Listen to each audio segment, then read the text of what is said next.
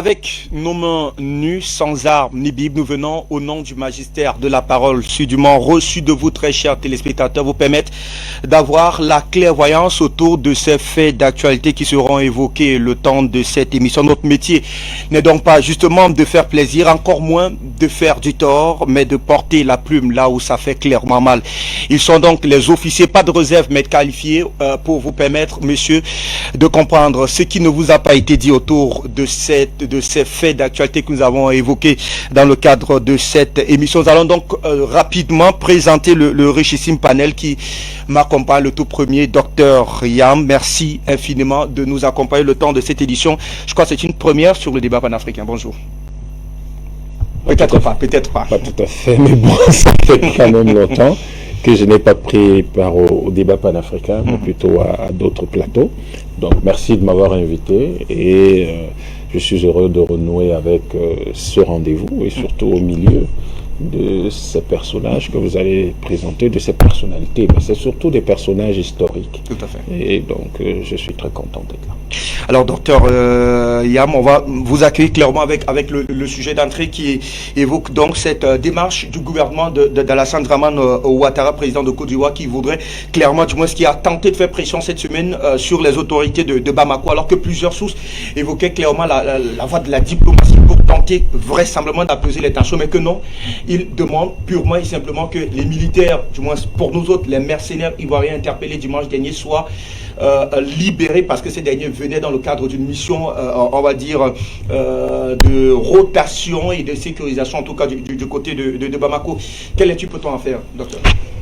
Dans l'histoire politique de l'humanité, chaque fois que vous voyez un chef d'État s'agiter un peu trop pour exiger la libération de soldats ou de personnes qui, de son pays, ses concitoyens qui se seraient retrouvés en situation difficile dans un autre pays, sachez que c'était une opération sous couverture. C'est l'histoire qui le dit. Donc je ne tiens pas compte nécessairement de ce qui se passe en Côte d'Ivoire, mais historiquement, ça s'est toujours passé comme ça. Parce qu'en fait, on ne comprend pas très bien l'attitude d'un président de la République qui sait qu'il y a quelque chose, une institution dans tous les pays du monde qui s'appelle la justice. Les Maliens n'ont pas arrêté ces gens pour aller les mettre au cachot, comme le font les Américains. Ils ont dit, la justice, ils ont été déférés devant la justice pour qu'ils soient entendus et que la justice décide de leur sort. À partir du moment où des gens sont entre les mains de la justice, je ne comprends pas très bien ce que veut un président. Que le président malien actuel dise que la justice n'existe plus au Mali et que lui, le président, peut décider de la vie et de la mort de n'importe qui, de la liberté des uns et des autres comme il le veut. Je crois qu'il y a là des signaux qui ne sont pas du tout des signaux apaisants et qui ne sont pas du tout des signaux sérieux. Ce n'est pas un problème diplomatique. J'entends les gens dire, et surtout lui, il dit, ouais, ce n'est pas un problème diplomatique. Lorsque on arrête des gens qui sont en situation irrégulière en Europe, en Amérique du Nord, ce n'est pas un problème diplomatique, c'est un problème de justice. Oui, mais après, même lorsqu'il faille peut-être, parlons-en, négocier, docteur Yam, c'est pas avec le ton arrogant que lui l'utilise. Je sais pas si son ton arrogant il est condescendant, mais on ne communique pas à un État à un autre comme si on avait des directives à lui donner. Si jamais il est peut-être avéré, passons-lui en tout cas cette excuse, que les autorités de Bamako s'étaient trompées sur les missions réelles de ces derniers en territoire malien. Est-ce que c'est avec un ton pareil ou alors clairement on se joue la carte de la diplomatie, j'ai envie de dire? Non, écoutez, si vous entrez dans un débat comme celui-là, vous le laissez entraîner dans sa boue. Vous n'entrez pas dans la boue. Mais on négocie quoi? Qu'est-ce qu'on négocie? Qu'il prenne le ton qu'il veut. Ça nous permet simplement de découvrir quelle est sa personnalité. Mais nous ne sommes pas sur un terrain psychologique. Nous ne sommes pas dans un pavillon psychiatrique et on décide que l'autre parle plus fort, l'autre parle moins fort. Non, ça ne nous intéresse pas ça. Ça, les psychiatres et puis les historiens les historiens spécialistes des aspects psychiatriques des chefs d'État, des problèmes psychiatriques des chefs d'État, nous en parlerons à l'avenir. Pour le moment, ce dont il s'agit, c'est de circonscrire le problème tel qu'il est, d'identifier clairement le problème et de le circonscrire dans son environnement. Le problème, il est simple. Il y a des gens qui se retrouvent en situation irrégulière au Mali, et quand vous êtes en situation irrégulière dans un pays, on ne comprend pas très bien pourquoi votre président vient et commence à nous en parler. La justice va se prononcer. Et quand la justice se prononcera, bah, si votre président est bien gentil et que vous êtes condamné, bah, il viendra vous rendre visite en prison. Ou alors, s'il estime que vous êtes très important pour lui, à ce moment-là donc seulement, la diplomatie entre en jeu. Vous avez vu François Hollande venir négocier qu'un condamné français de nationalité française, mais d'origine camerounaise. Bon, je ne sais pas quand elle est devenue française, mais toujours est-il qu'elle était française au moment où François Hollande est arrivé au Cameroun. Alors, il est venu et il a négocié. Bon, moi, je ne sais pas si la dame a clairement écouté le président Paul Biya qui l'avait dit, la justice camerounaise fera son travail. Alors, c'est à ça que j'arrivais, pour dire, même quelle que soit la suite, la justice fait son travail. Donc, que M. Alassane Ouattara, qui a l'habitude des coups fourrés et de la violence, c'est pas moi qui vous rappelle comment il est arrivé au pouvoir, qu'il comprenne que tous les peuples du monde et tous les leaders ne fonctionnent pas comme ça. Le président Goïta, si c'était un problème purement militaire, mais il aurait pu demander que ces gens-là passent par la cour martiale, sauf que la cour martiale c'est expéditif, il serait déjà exécuté à l'heure où nous parlons là. Donc il a décidé que c'est des citoyens de notre pays et que les règles du Mali, le droit au Mali dit que ce type de sujets sont gérés, traités par la justice. La justice est en train de régler le problème. Donc on n'a ni à négocier avec lui, ni à l'écouter, ni à passer plus de temps qu'il n'en faut sur une question qui n'en demande pas tant d'ailleurs. Et on se plaît simplement à observer un homme qui barbote dans la boue sans qu'on comprenne très bien pourquoi, alors qu'on lui dit, mais voilà le chemin par lequel il faut passer. D'accord, merci à vous Dominique Yam. Alors docteur Paul Bekima, vous êtes également des nôtres dans le cadre de cette édition du débat panafricain. Très heureux de vous avoir comme toujours en présentiel. Ça ne nous arrive pas toujours. Merci que d'être là. Bonjour. Bonjour monsieur Fabrice Ndoum, je suis très très content de faire partie de votre plateau parce que vous êtes un journaliste excellent. Je salue mon ami Dr Yam et je salue tous mes autres co-panélistes que vous allez prendre la peine de présenter vous-même. Et je salue la galaxie panafricaine et les techniciens, donc je suis très heureux d'être là. Sur le sujet d'accueil, Dr Paul Bekima, on voit donc clairement la pression de M. Alassane Dramane Ouattara et une liberté de ton quand même qui frise peut-être pas le ridicule, mais c'est tout comme quand on connaît quand même le contexte qui prévaut du côté de Bamako, du moins le contexte qui a prévalu à l'arrêt donc de ces 49 pour nos autres mercenaires, parce que c'est d'ailleurs le terme qui s'y est pour ces individus. Il a dit, du moins dans le communiqué officiel y afférent, que les faits qui leur sont reprochés ne sont pas clairement avérés, entre autres, du moins ce que l'État malien aurait menti, passez-moi l'expression, en disant que il n'avait pas été interpellé avec des armes et surtout des munitions. Pourtant, ce sont des faits avérés. Nos enquêtes nous ont montré suffisamment d'éléments de réponse sur ce fait d'actualité. Alors, qu'est-ce qu'on doit clairement comprendre dans cette démarche du président Alassane Dramane Ouattara? Vous avez, monsieur Ndoum, vous avez touché le bon mot, le contexte. Et à la suite, docteur Yam Timba, je vais dire ceci et je vais répondre à votre question. Souvent, les fonctions exigent une certaine cohérence. Il faut être cohérent quand on occupe certaines fonctions. Et le contexte, l'agitation qu'on voit dans le Mali, en fait, revient à quoi? Le retour à l'ordre constitutionnel, d'après eux. C'est-à-dire l'ordre constitutionnel que moi j'ai dit néolibéral. Et dans leur ordre constitutionnel néolibéral, on respecte la Constitution. Vous ne pouvez pas décider que vous allez intervenir dans un pays, si nécessaire par la force, pour faire respecter l'ordre constitutionnel.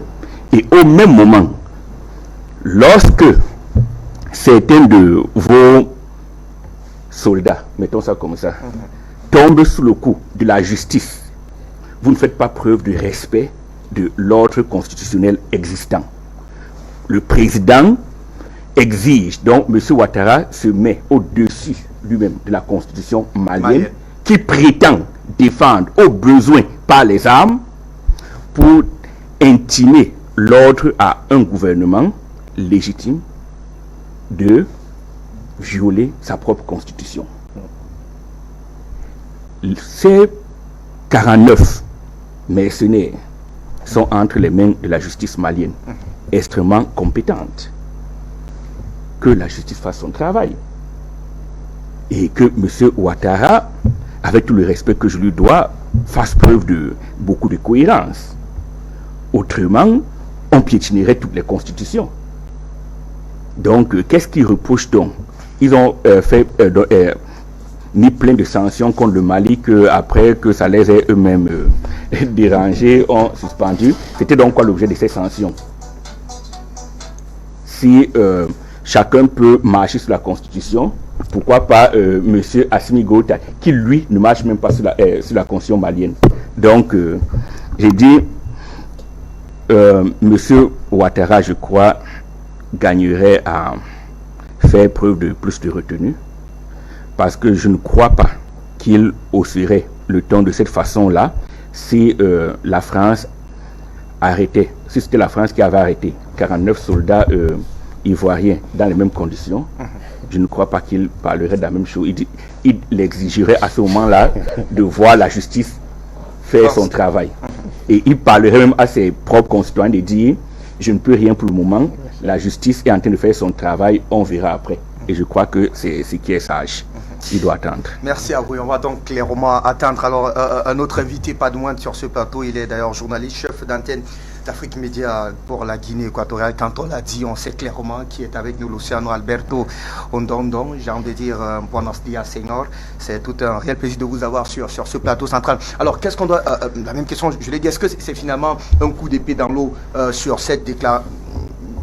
À la suite de cette déclaration du président Alassane Dramane Ouattara, il le sait clairement, il n'aura pas gain de cause. Les autorités de Bamako se sont foutues à plus fort que lui, j'ai envie de dire, à plus dur que lui. Pourquoi donc faire de telles déclarations? Bien, Fabrice, je voudrais d'abord vous remercier de m'avoir invité sur ce plateau du débat panafricain pour ce grand dimanche. Et puis, je remercie également la présence de mes copénalistes, que nous n'avions jamais été ensemble, mais seulement que je le vois à travers la Guinée équatoriale, lorsque je suis donc la plupart des émissions, non pas seulement à Free Media, mais aussi peut-être dans les chaînes de télévision camerounaises, entre parenthèses. Alors, pour revenir un peu au cas Ouattara, je pense que Ouattara a fait des très bonnes études, c'était un bon économiste. Et il a fait. Nous attendit. Nous attendit. Voilà. Et à cela, il maîtrise bien les concepts de mercenaires et du mot déstabilisation.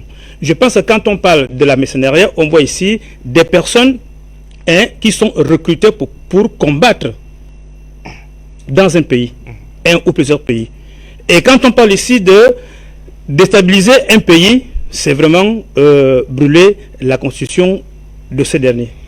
Alors maintenant, lorsqu'on arrête des mercenaires, on dit bien mercenaires, ce ne sont pas des citoyens maliens, ce sont des gens qui reviennent d'ailleurs, ce sont ces citoyens.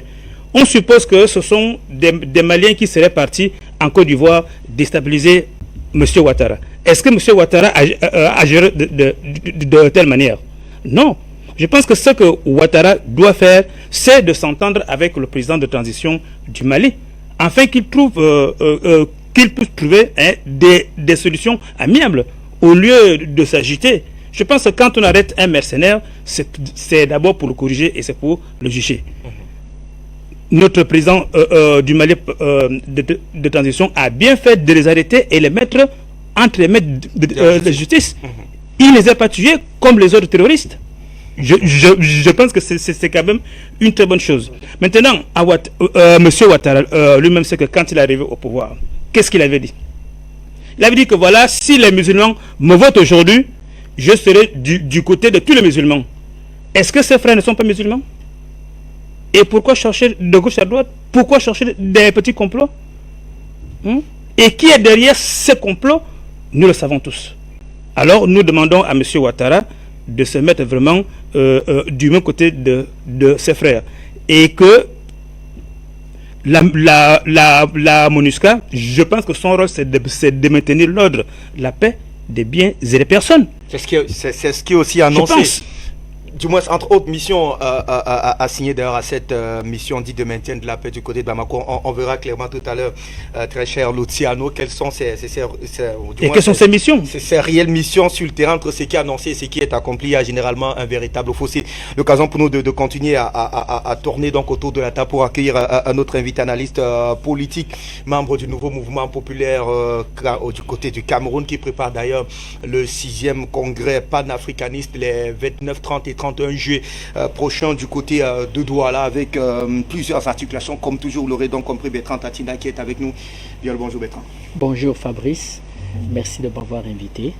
Je suis très content d'être là en présence de mon cher frère Monsieur Timba, en présence de notre invité de Guinée équatoriale.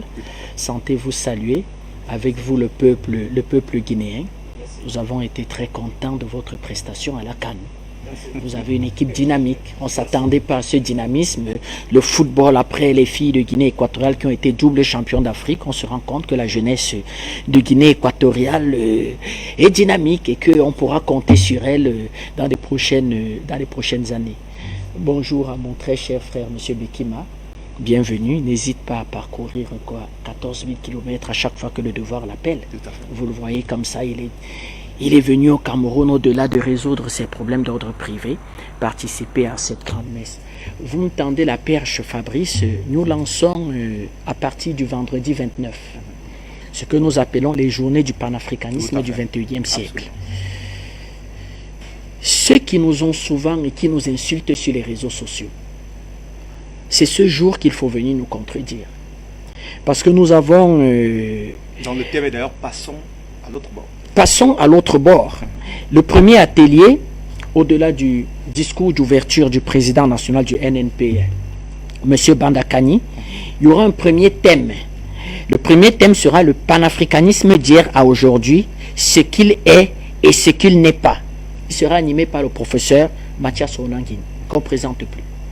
Et après, il y aura l'atelier numéro 2 qui sera animé par M. Charles Denham Descott, directeur exécutif du CERDOTOLA. Donc, nous comptons mettre le panafricanisme au cœur de la réflexion.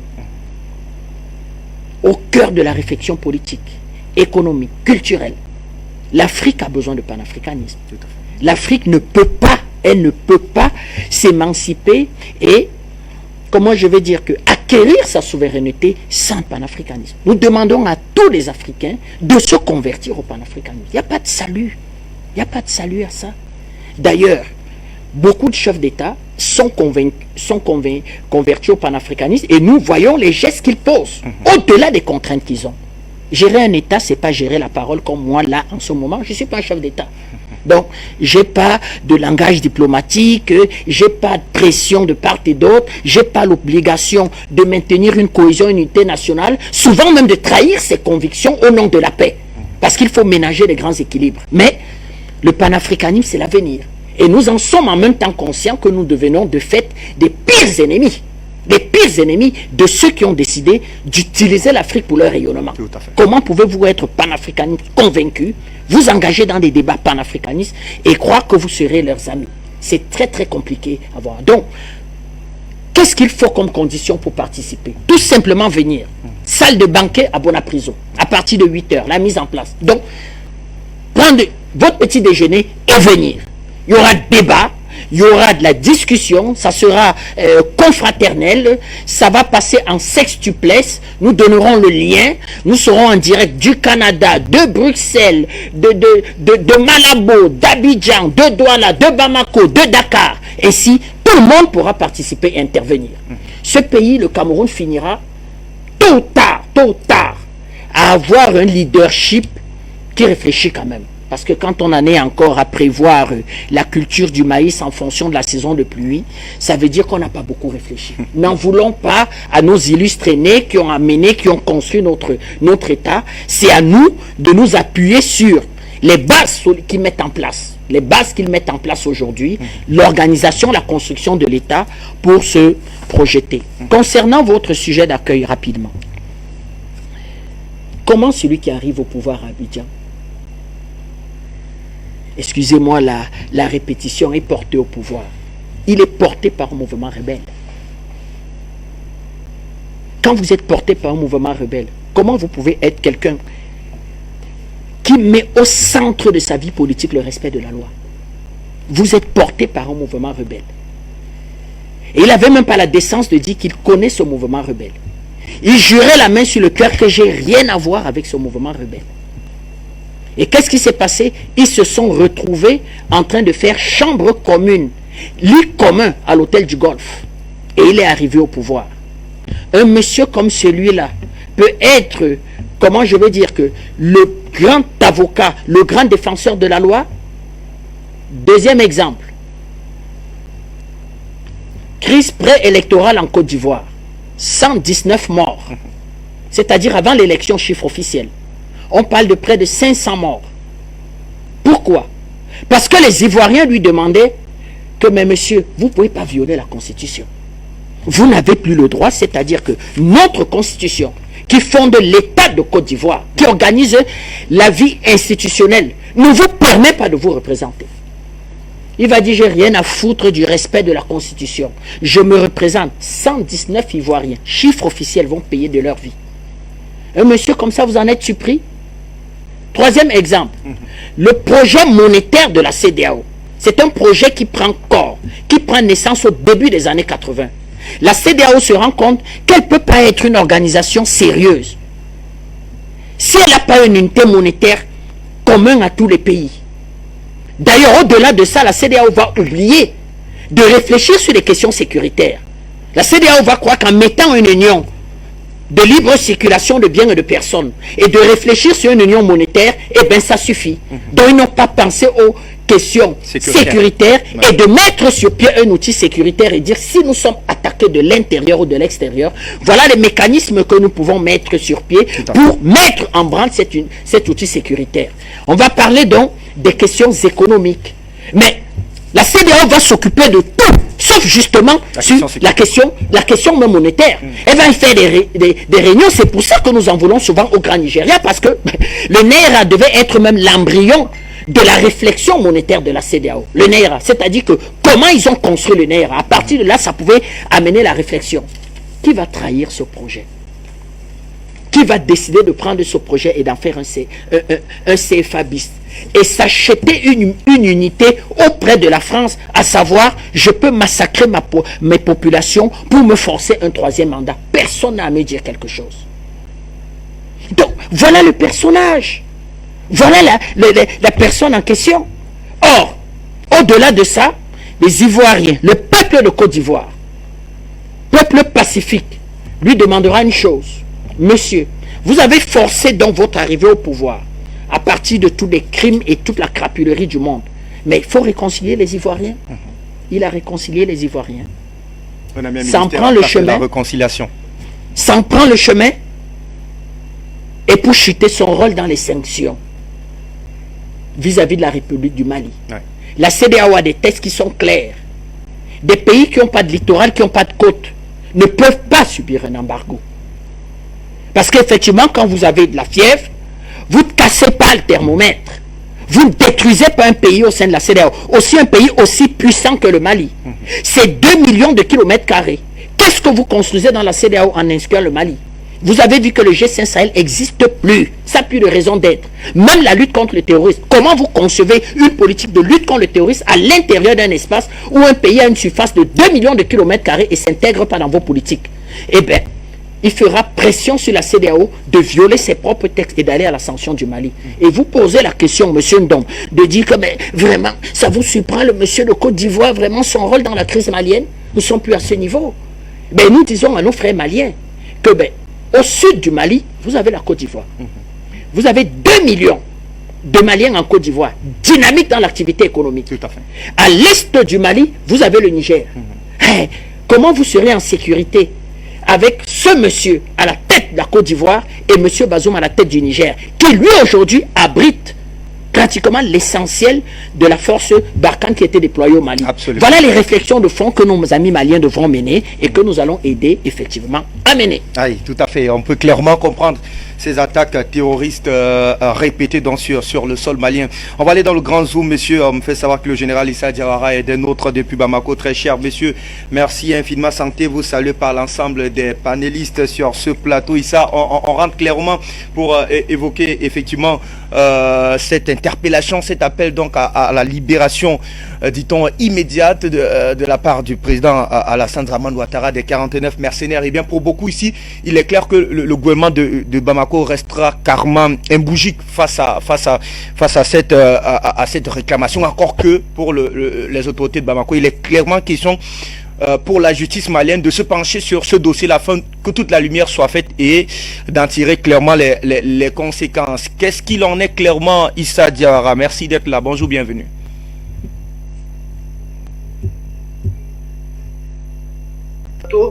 Et tous ceux qui sont en train de suivre Afrique Média. Libération immédiate. Et si on ne le libère pas, M. Ouattara, qu'est-ce qu'il peut faire? Qu'est-ce que lui, il peut faire pour Mali? Rien.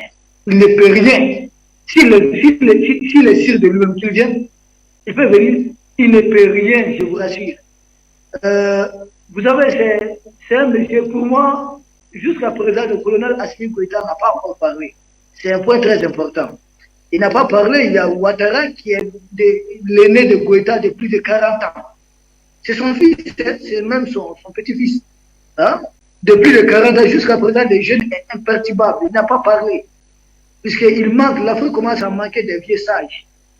Hein? Tu ne peux pas avoir plus de 80 ans et te comporter, c'est pas être à la sortie de ta vie, au crépuscule de sa vie, se comporter comme M. Ouattara. Il fait honte à l'Afrique. Il fait honte à la culture africaine. Il fait honte à notre civilisation. Il fait honte à l'éthique africaine. Un doyen a parlé du respect de la constitution du Mali. Ouattara n'a jamais respecté une constitution. M. Bertrand a marché sur ma langue. Il n'a jamais marché sur... Il n'est pas venu au pouvoir à l'aide d'une constitution. C'est la France qui l'a appelé. Si vous observez le parcours même de M. Ouattara, mais c'est de l'incohérence totale. Ce monsieur qu'on dit cadre du FMI, des institutions internationales, arrive au pouvoir et c'est lui qui arrive grâce aux rebelles. Mais c'est l'incohérence totale. Il était censé un cadre au moins qui devait dire non, je ne veux pas de rébellion et autres. C'est monsieur qui arrive au pouvoir, on dit c'est bien sûr un étranger en Côte d'Ivoire, et c'est lui qui est le premier à instaurer des cartes de séjour contre des étrangers en Côte d'Ivoire. C'est l'incohérence totale. C'est un monsieur qui arrive au pouvoir, il jure jamais dépasser des mandats. C'est un monsieur qui arrive au pouvoir, qui dans l'exercice du pouvoir dit que lui, il ne va pas dépasser les 2 mandats et que la vieille classe doit se retirer, qu'on doit faire place aux jeunes. Et après, nous assistons à la mort mystérieuse des 2 premiers ministres. Et lui-même, il se mettait à la tête du pays.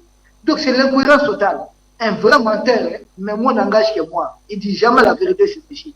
Donc le Mali ne va pas se rabaisser en souci. Le Mali a un objectif. Nous savons où est-ce que nous voulons aller. Ce n'est pas les petits bruits, les petits tapages de M. Ouattara qui va nous faire dévier. Il peut tenter tout ce qu'il veut, le Mali va continuer. Et on le dit, on le répète, la justice malienne doit traiter ces problèmes. La médiation avec le taureau, le Mali est en train de gagner du temps. M. Ouattara, il peut dire ce qu'il veut, il peut crier comme il veut, et il ne peut rien faire au Mali. Nous sommes imperturbables. Si les garçons, ils veulent venir. Merci. Ah, alors, Général Issa Diawara, je reste avec vous parce que je voudrais en savoir un peu plus, du moins nous souhaiterons en savoir un peu plus sur cette médiation avec le médiateur togolais, le président Fortni Assibé. Est-ce que, en l'état actuel, au regard effectivement de la dernière déclaration du président Alassane Dramane Ouattara, cela peut clairement tordre le cou à cette médiation, puisque beaucoup pensaient qu'il faille absolument passer par la médiation pour espérer peut-être pas avoir gain de cause, mais sauver ce qui a lieu d'être, peut-être l'honneur, ne serait-ce que dans cette affaire. Sur cette question, il faut vraiment dépassionner les choses. Regardez la médiation. Quand on parle de la médiation, de quoi s'agit-il? Il y a des concessions de part et d'autre. Savez-vous ce que le Mali demande à M. Ouattara dans cette histoire de médiation? Mais moi, je suis convaincu que cela va le coûter son côté. C'est ce qu'il faut voir. Depuis que le médiateur togolais est parti, il n'est plus revenu. Donc c'est resté lettre morte. Et cette médiation continue d'avancer. Moi, je n'en crois pas. Je pense que les demandes du Mali sont beaucoup plus fortes. Les demandes du Mali, je peux comprendre, vont jusqu'à au retrait total du contingent ivoirien de la MINUSMA, les demandes du Mali peuvent aller jusqu'à même à faire dédommager le Mali, en tout cas de l'embargo injuste et inhumain qui a été imposé au peuple malien. Donc ce sont des demandes qui sont très très fortes auxquelles M. Ouattara ne peut jamais en tout cas se soumettre. C'est une façon de ne pas isoler le Mali, dire que la CEDEAO a pris une initiative où beaucoup de pays amis ont pris une initiative et que c'est le Mali qui a refusé toute médiation. Le Mali a bien sûr accepté cette médiation, mais en mettant la barre beaucoup plus haut. Là où M. Ouattara ne peut jamais céder, parce qu'en voulant accepter les demandes du Mali, et dites-vous qu'il sera renversé dans 2 ou 3 mois.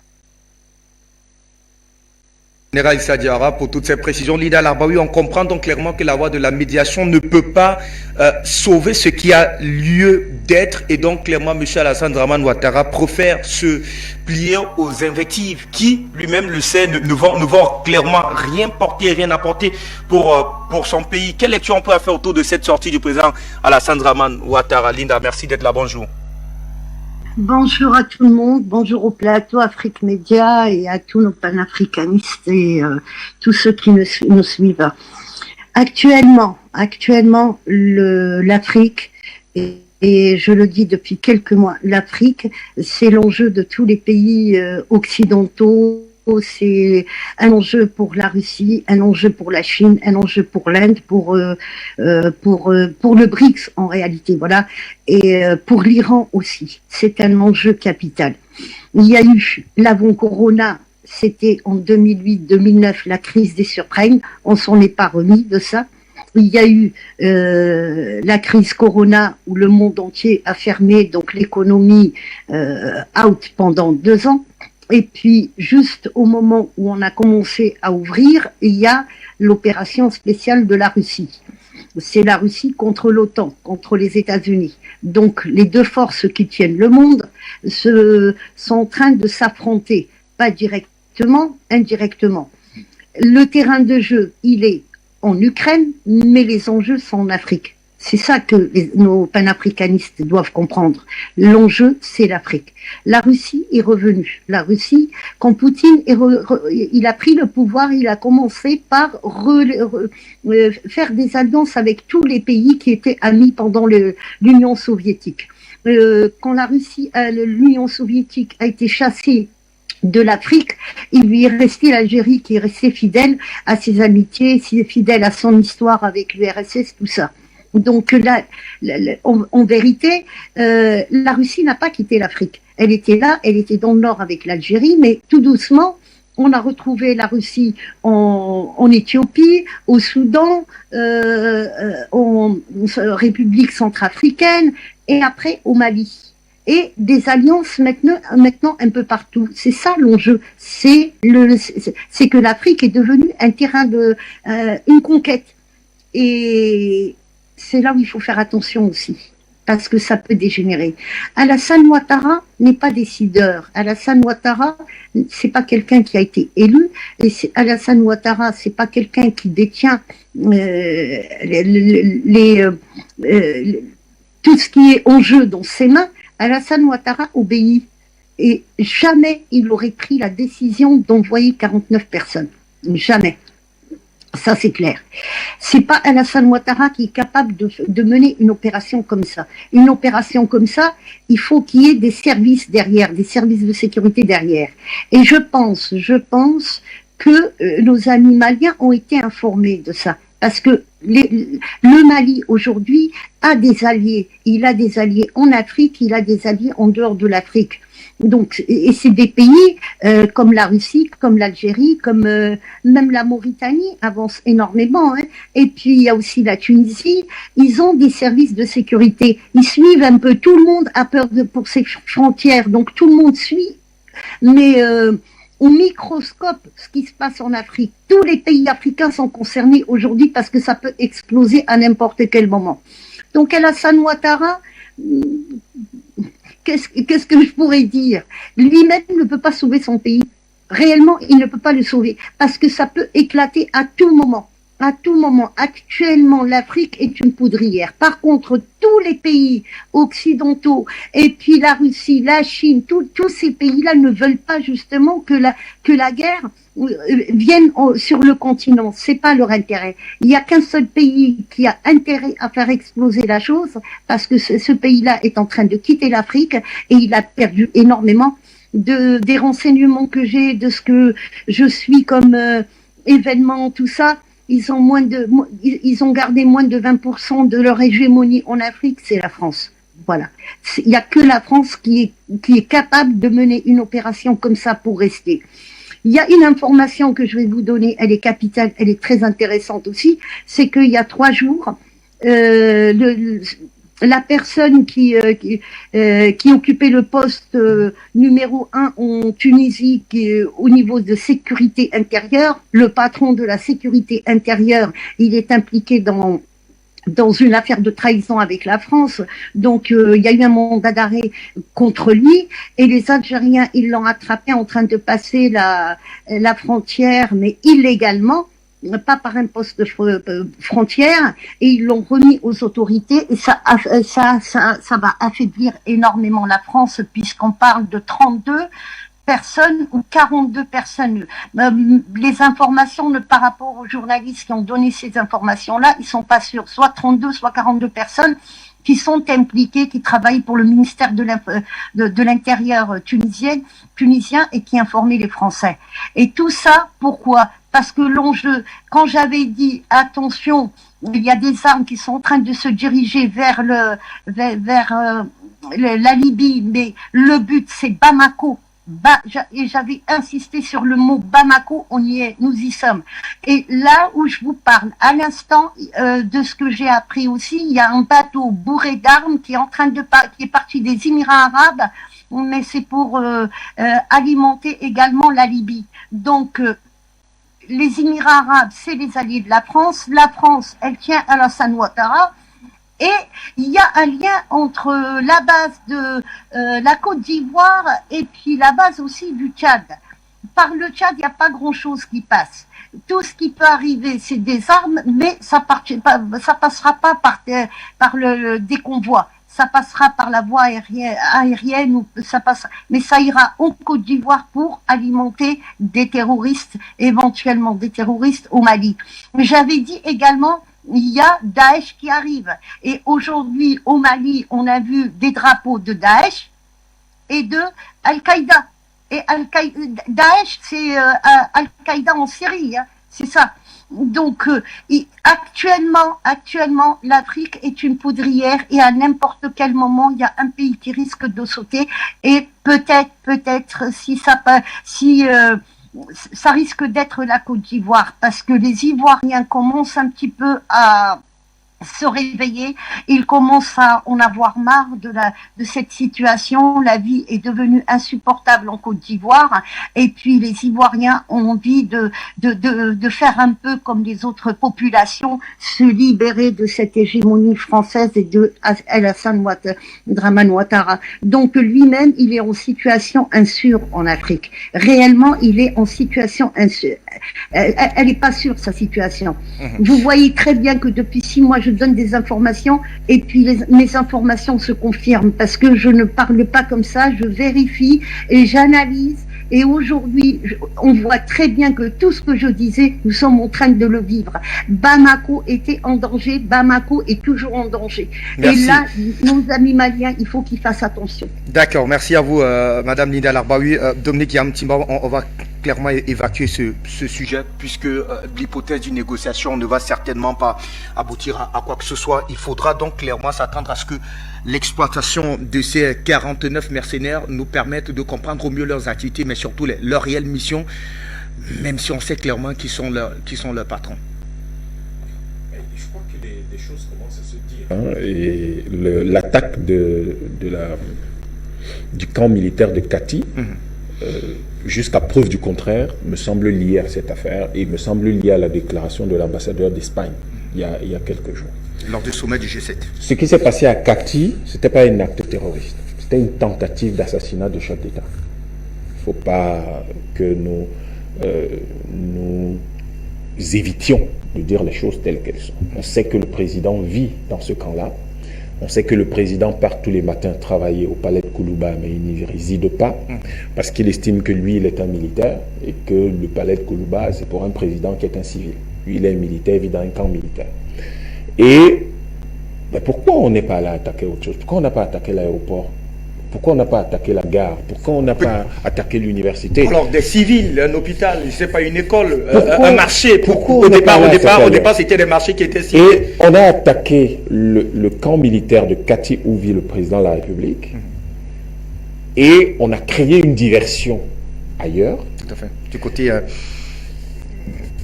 on va trouver le nom tout à l'heure de cette localité-là. Je crois Sounet ou quelque chose comme ça. Donc on a créé une diversion ailleurs et aujourd'hui on fait porter le chapeau à un groupe terroriste, mais compte tenu du fait qu'il est clairement établi que les seuls groupes, tous ces groupes qui existent dans cette zone-là sont des groupes, on a vu des vidéos de qui les forme, qui les arme, qui les paye, combien ils sont payés, ils nous ont dit eux-mêmes dans ces vidéos comment ils sont payés. Donc en réalité, lorsque vous vous référez aux propos du diplomate espagnol qui disait que l'OTAN va s'attaquer au Mali, et que vous revenez dans le contexte de ce qui se passait en Syrie, ou de ce qui continue d'ailleurs à se passer, et qu'on a clairement identifié qui étaient les patrons, les donneurs d'ordre de ce qu'on appelle Daesh, et qu'on sait exactement ce que c'est que Daesh finalement, qui sont... On les appelle terroristes, mais ce n'est pas des terroristes, c'est des mercenaires. C'est des mercenaires purement et simplement. Lorsque nous ne devons pas en rajouter au chaos au niveau de l'analyse, à celui qui est déjà sur le terrain. Nous avons des donneurs d'ordre, nous avons des mercenaires, qu'importe qu'ils s'habillent en djellaba ou qu'ils s'habillent en soutane. Qu'ils s'habillent en djellaba ou en soutane, c'est pas ça qui est important. Ce sont des mercenaires. Et ces mercenaires-là, nous connaissons quels sont leurs donneurs d'ordre. D'ailleurs, ils prennent toujours la peine de faire fuiter une information pour nous dire clairement qu'ils sont toujours à la manœuvre. Et le chaos qui est là, ce chaos qui est là et qui pourrait se résorber si le Mali réussit son coup, ou que le Cameroun ne tremble pas. Parce qu'on a la visite d'un chef d'État français au Cameroun qui fait couler beaucoup d'encre, dire beaucoup de choses, mais sans qu'on aille réellement, la plupart du temps, on ne va pas toujours au fond. C'est-à-dire, on ne va pas là où il y a le vrai problème. Le vrai problème, c'est que le Cameroun et le Mali, ce sont des points d'équilibre de la France-Afrique. N'oubliez pas que le premier pays à casser ou à taper dans la France-Afrique après les indépendances de 60, c'est le Mali. C'est le Mali. Et le Cameroun était le pays où on a pris des armes contre la France. Et comme on se souvenait que Haïti avait battu la France et qu'il n'y avait aucune raison que dans l'histoire, il y ait de nouveau un peuple blanc battu par un peuple noir, ils ont reçu le soutien de tout l'OTAN de l'époque. Curieusement, à ce moment-là, De Gaulle, il n'a pas rechigné là-dessus. Il n'a pas craché dans la soupe. Il a reçu leur soutien. Et c'est ce soutien de tous les États occidentaux. Ça leur a permis de lâcher un peu du lest en Algérie, mais en réalité, c'est parce qu'en Algérie, ils savaient déjà qu'ils ne pouvaient pas tenir sur les deux fronts. Donc, ils se sont concentrés sur le Cameroun pour éviter l'affront, que ce ne se répète, l'affront de Haïti, ce qu'ils appellent un affront.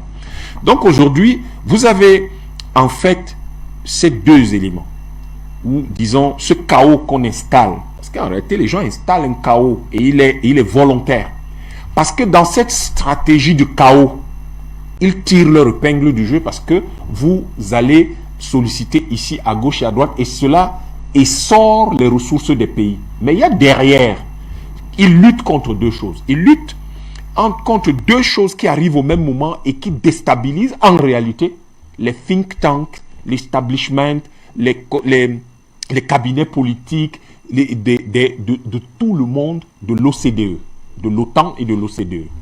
C'est la reprise de l'initiative historique par les Africains qui ont décidé désormais de se libérer.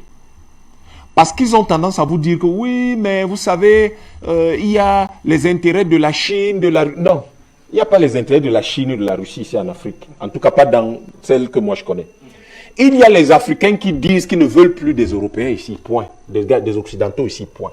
Il se trouve que les Chinois sont leur partenaire économique principal. Et il se trouve que de l'autre côté, ils ont invité quelqu'un. C'est le jeu des alliances. La France ne s'est pas libérée en combat. Les États-Unis ne se sont pas constitués sans l'apport de la France. Ça a été le cas. Quand la France a été balayée par l'Allemagne en un mois, c'est ici, là. Dans la ville de Douala au Cameroun, l'avenue appelée aujourd'hui avenue Amada Udoke sont partis le 27 août 1942. Leclerc, qui est parti avec la colonne d'ici, qui allait libérer Paris. C'est pour ça que Leclerc a été fait maréchal, pas de Gaulle. Pas de Gaulle qui lui était un espion anglais. Donc, vous savez comment Churchill le traitait, un peu comme un chien. Donc, vous comprenez que ce chaos qu'on cherche à installer vise un certain nombre de choses. Un, casser la dynamique indépendantiste des Africains, qui sont tous ceux qui sont au sud du Sahel, tous les indépendantistes africains, et puis cette espèce de rassemblement que les Africains veulent créer. Vous avez vu la dynamique, vous avez vu la position de l'Algérie, les actes de l'Algérie par rapport au Mali. Et ils veulent, de l'autre côté, casser la dynamique de développement de la Chine et de la Russie à travers la fausse histoire qu'ils ont créée en Ukraine et qui a des répercussions sur tout le monde. La guerre en Éthiopie était en fait dans cette perspective-là. Il fallait démontrer à la Chine qu'il n'y a... Parce que l'Éthiopie est la zone où la Chine a le plus délocalisé des industries en Afrique. Et donc, il faut créer une guerre là-bas pour dire... C'est un message qu'on envoyait aux Chinois. En réalité, ça n'a rien à voir avec l'Éthiopie. L'Éthiopie, ils s'en foutent royalement. Exactement comme ils s'en foutent de l'Ukraine. Ils disent, on va faire la guerre jusqu'au dernier Ukrainien. Ça veut dire que tous les Ukrainiens peuvent mourir, ils n'ont aucun problème.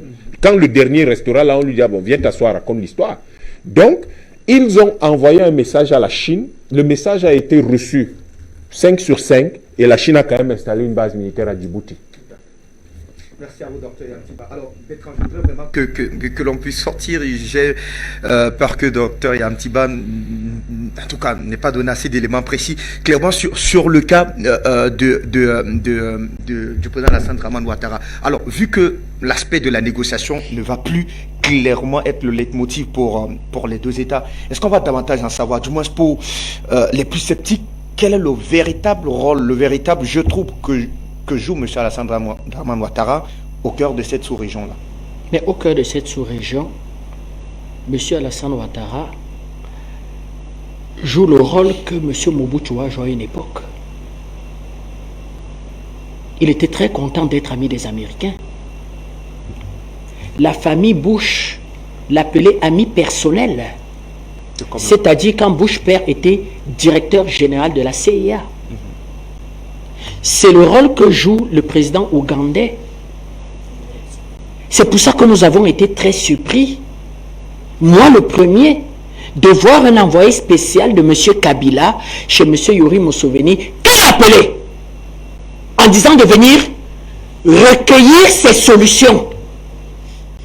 Mais les singeries des Africains, si on ne veut pas être sérieux, ne soyons pas sérieux, mais j'explique tout le temps que toutes les parties, tous les continents sont pratiquement devant l'Afrique. Nous sommes les derniers.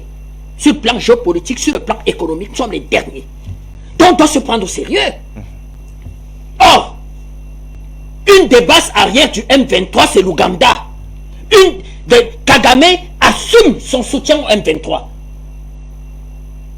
Vous allez comprendre le lien. C'est expliquer qu'il y a des acteurs qui jouent pour d'autres puissances et Washington rit. J'ai posé la question ici. Comment quelqu'un qui a besoin de viande peut courir derrière un lièvre alors qu'il y a le buffle devant lui? Mais si vous abattez le buffle, vous en avez pour 5 ans de viande chez vous. Si vous savez conserver. Mais c'est ça, M. Ouattara. Il ne veut pas du pouvoir malien. Parce que la réussite du pouvoir malien, c'est un danger pour lui.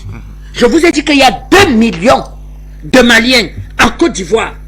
Mais ces Maliens sont très dynamiques sur le plan économique. Mais sauf que la politique de M. Ouattara aujourd'hui trompe tout le monde. La France a fait jouer des antagonistes tribales. Ça a toujours été le cas. Tout à fait. On l'a vu au Cameroun avec une fameuse histoire de Betty Fang, Bassa, Bamileke. On l'a vu au Niger, il y avait Yoruba, partout. Mais Ceux qui avaient soutenu M. Ouattara en expliquant que oui, ils sont d'Oula, ils sont du Nord. On amène un frère à la présidence de la République. Ils s'en mordent les doigts aujourd'hui parce qu'ils se sont rendus compte que le gâteau Côte d'Ivoire a été partagé à Cocody. Ils étaient là. Les quartiers les plus mal famés de Côte d'Ivoire, c'est leur quartier. 4 pluies. Ils avaient plus de vie. Vous voulez qu'on mette les images? Ça s'est partagé à Cocody entre les intérêts marocains, la famille de M. Ouattara, l'oncle de Madame Bouygues, les intérêts des Qataris. Voilà la Côte d'Ivoire. Et nous avons dit à nos amis maliens que vous n'aurez pas la paix. D'ailleurs, je profite ici pour dire que je ne suis pas content des services de sécurité du Mali. À quel niveau, Bertrand? Au niveau de la vigilance. Vous faites comment pour approcher le camp Kati? On va y arriver. Où se trouve M. Goïta? On va y arriver, Bertrand. Il faut poser les bonnes questions ici. Ici, on est sous l'arbre à palabres, M. Ndoum. Ici, nous sommes entre nous, les panafricanistes. On ne peut pas faire le débat et ne pas se poser des questions de fond. Tout à fait. On va y arriver, donc, si les services secrets maliens ne veulent pas travailler, ne veulent pas anticiper dans le renseignement, ils ne vont pas venir quand les omelettes se sont derrière. Que M. Timba pose la vraie question. Je ne reprends pas les mots du communiqué malien. C'est une tentative de coup d'État. Et ce n'est pas la première fois. Vous vous souvenez, dans une mosquée, M. Goïta est accroupi, il prie. Il n'y a personne pour regarder derrière son dos. C'est sérieux? Vous l'aviez vu où? Il est à la mosquée, il est à genoux. Si ce monsieur avait une arme, M. Goïta n'existerait plus. C'est parce qu'il s'est jeté sur lui avec une arme blanche. On a eu le temps de réagir. Comment le président de la République peut être en train de prier? Il s'accroupit, il prie, comme les musulmans prient. Il n'y a personne qui regarde derrière son dos. J'ai jamais fait un coup de stratégie et de défense et de sécurité. C'est à moi de le dire. Et ça se répète là. 2 voitures explosées dans le camp de Kati. Comment vous faites pour approcher le camp de Kati dans la situation malienne qu'on voit aujourd'hui? Non, moi je suis venu aujourd'hui gronder les Maliens.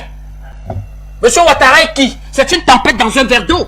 Il fait les brouf, il parle. D'ailleurs, je l'ai vu en Afrique du Sud. Il dit qu'il assume son soutien à M. Zelensky.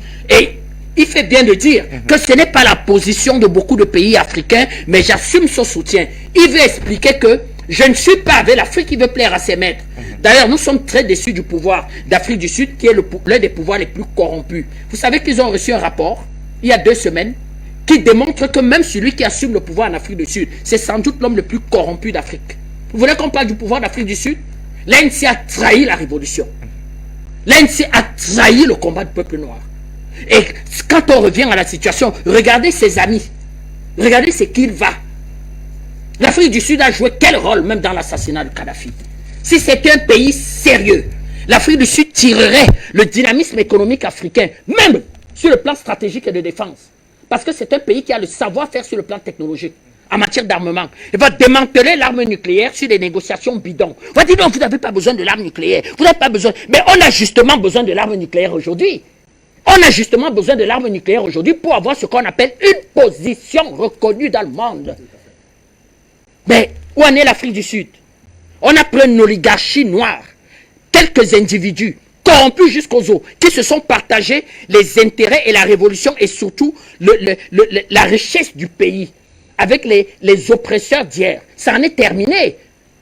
Et c'est la même politique en Côte d'Ivoire. En Côte d'Ivoire, c'est pratiquement une famille. C'est une famille qui gère.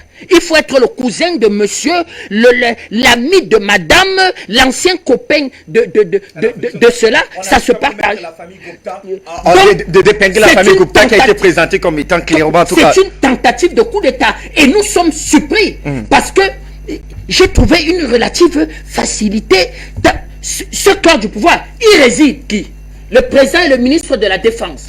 D'ailleurs, c'est peut-être les rumeurs. Nos amis maliens vont nous le dire. Ailleurs, on explique qu'il y a des accords au sein de l'armée. Ça, c'est la France. C'est le jeu de la France.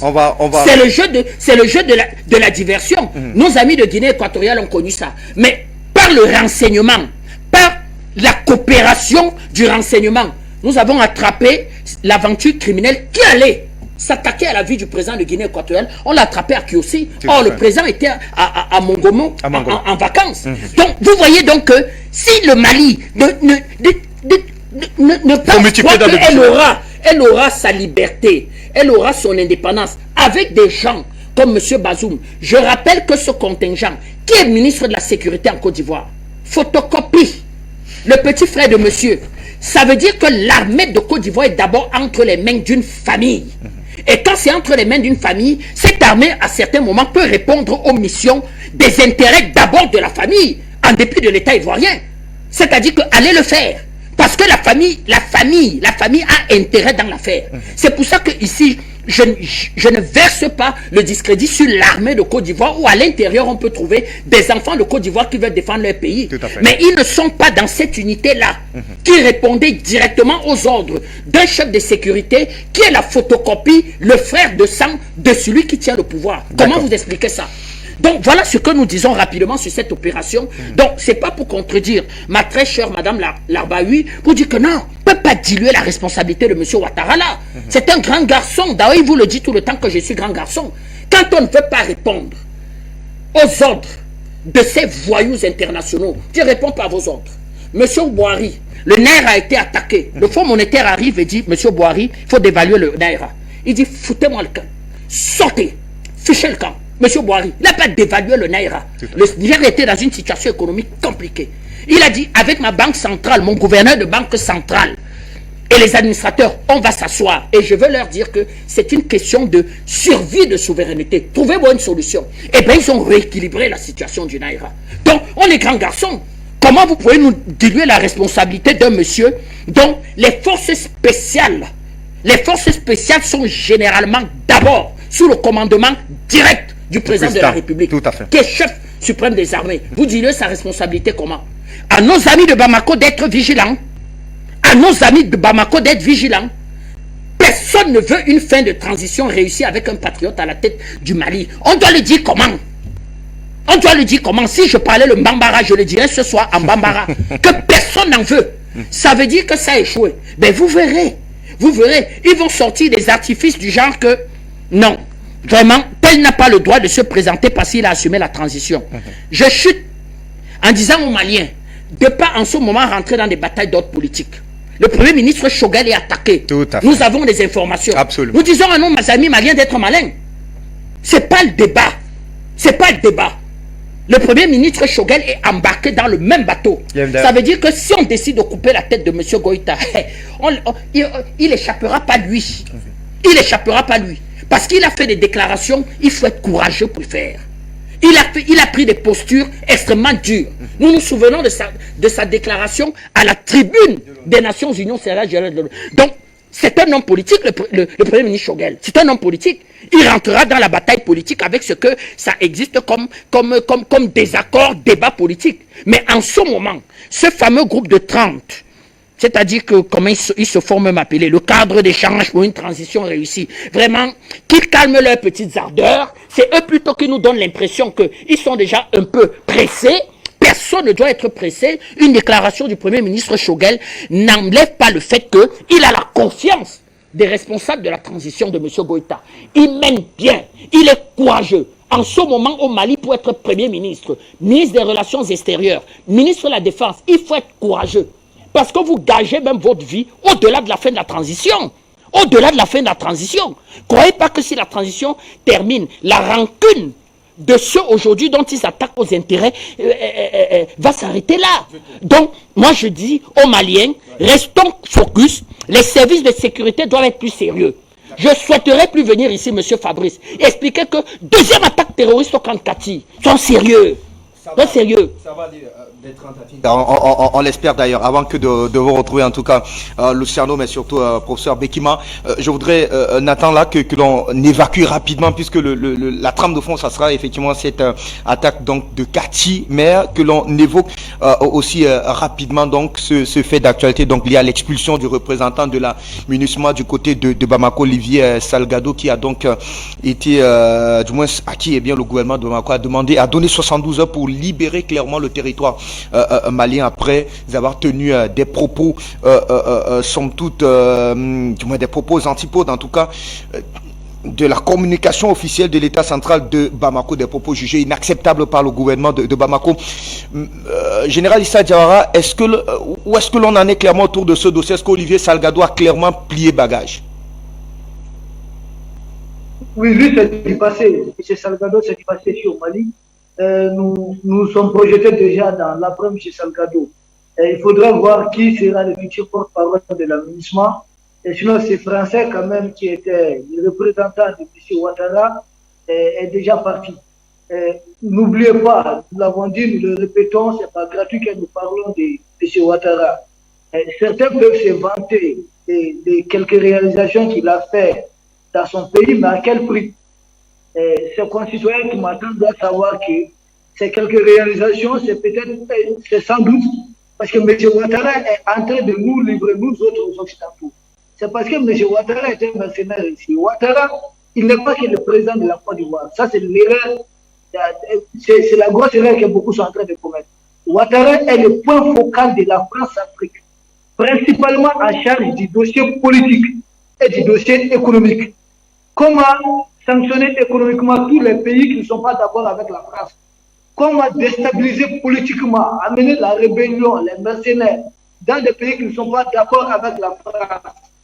Il a été légèrement concurrencé par Bazou, mais tout est très vite, Ouattara a repris le dessus. Et de l'autre côté, du côté du Tchad, vous avez un point focal du point de vue militaire. Donc M. Ouattara n'est pas que le président de la Côte d'Ivoire. Ça, c'est une première identité. Il est ici, il est celui qui cause ici les désordres. Le problème de M. Olivier Salgado, c'est du passé. L'aménagement est orpheline avec des objectifs revus à la baisse. L'aménagement ne s'était jamais dit, en tout cas, ne s'était jamais imaginé se retrouver seul au Mali, sans Barkhane, sans G5 Sahel, sans Takuba. L'aménagement est orpheline. Elle souffre maintenant, elle va partir, elle ne va pas rester ici. Et l'aménagement a revu en baisse les objectifs. Les objectifs forts de l'aménagement étaient de faire de la foi ce qui s'est passé, les scénarios ivoiriens, répéter cela ici au Mali. Attendre patiemment l'élection et qu'un candidat, en tout cas le candidat de la France, passe se proclamer vainqueur au sein d'une base de l'aménagement. Ça, c'est fini là. Et toutes les entrées sorties des bases de l'aménagement sont sécurisées maintenant par les femmes. Nous savons tout ce qui se passe là-bas. Donc, on ne va pas permettre ce rôle à l'aménagement. En tout cas, l'aménagement, tant au niveau national, elle a en difficulté. Vous avez vu des images, peut-être, je ne sais pas, vos techniciens vont procéder une vidéo. Vous avez vu que dans la ville de Menenga, par exemple, où il y avait même la base française, les populations ont marché. Les gens jetaient des pierres au convoi de l'aménagement. Donc, les gens, merci aux techniciens pour ça. Donc, les gens étaient en train de lapider le convoi de l'aménagement. Donc, l'aménagement est même vomi ici par nos populations. Même à l'international, l'aménagement est en difficulté. Puisque sans Barkhane et autres, l'aménagement est carrément bloqué. Elle ne peut plus seule remplir les missions de trafic d'armes, de formation de mercenaires, de formation de rebelles, de renseignement de rebelles. L'aménagement est réellement en difficulté. Même au niveau de l'ONU, ça ne va pas parce que de ce côté, la Russie et la Chine sont totalement en train de coincer l'aménagement. Donc de toutes les parts, l'aménagement, ça ne va pas. Je dis, je le répète, Olivier Salgado est une étape dans le processus de l'expulsion de l'aménagement. Ayez souvenir de quand le Mali avait décidé d'expulser les forces françaises. Nous sommes partis de pas à pas, étape par étape, jusqu'à dénoncer ces accords. Donc c'est ce qui a commencé. L'arrestation des 49 mercenaires ivoiriens, et le départ, en tout cas, et le fait d'avoir mis fin à certains, en tout cas, à certains trucs de l'aménagement, et ensuite, le fait d'empêcher l'aménagement, même d'empêcher toute rotation, tout ça, ce sont des étapes. Nous sommes dans un processus d'expulsion de l'aménagement. Ce processus est en cours et ce processus va suivre son cours normal, même si des attaques sont perpétrées pour essayer de justifier quelque chose. Nous savons pourquoi il y a ces attaques symboliques. Il y a un thème là-dessus, c'est un sujet. Nous aurons le temps d'en parler et je vous dirai que ceux qui ont mené l'attaque de Kati n'ont même pas pu tirer un seul militaire. Le militaire qui est tombé quand il manœuvrait lui-même son arme. Donc ce ne sont pas les rebelles qui ont réussi à l'atteindre. Donc c'était un coup de paix dans l'eau. C'est juste des opérations de com. Merci. Et d'ailleurs, pour cela que vous êtes là, pour apporter toutes les pressions, parce que la guerre, elle est aussi celle de la communication. Monsieur, prenons un extrait donc de ces populations maliennes qui n'en veulent plus clairement de la présence des casques bleus du côté du Mali. On prend cet élément avant de vous retrouver, Luciano, mais surtout pour ça, Paul Bekima, autour de ce fait d'actualité.